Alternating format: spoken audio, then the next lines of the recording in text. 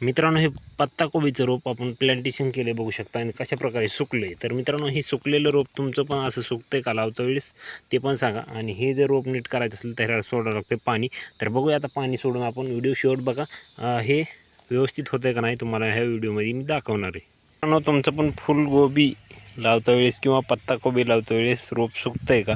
तर मित्रांनो, आम्ही पत्ताकोबी लावलेली प्लांटेशन आज झालेलं आहे. आणि मित्रांनो, लावले काय होते की अशा प्रकारे तुमचं पण रोप जर सुकत असेल तर काळजी करू नका.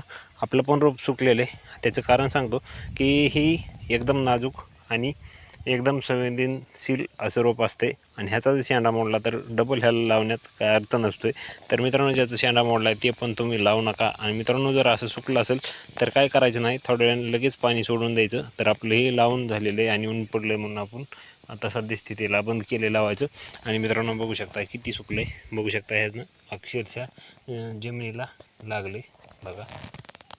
तर मित्रांनो, आता बघा 2 घंट्याचे जवळजवळ झालेले आणि थोडं हे जरा थोडे सुधारायला झाले, म्हणजे हाय त्या पहिल्या अवस्थेमध्ये यायला लागले. बघू शकता इथं थोडंसं जरा टवटव थोडं झाले वाटायले.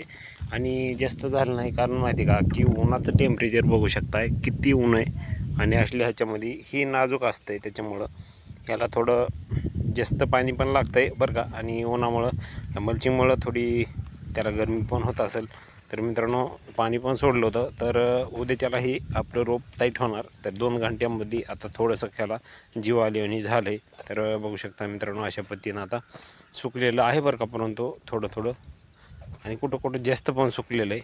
तर बघू शकता अशा पद्धतीनं हे बघा कसं सुकले. हे बघा इथं तर वाळून गेले आणि झाले. तर बघू शकता. तर कशी वाटते लागवड आमची कमेंट करून नक्कीच कळवा. भेटू दुसऱ्या व्हिडिओमध्ये.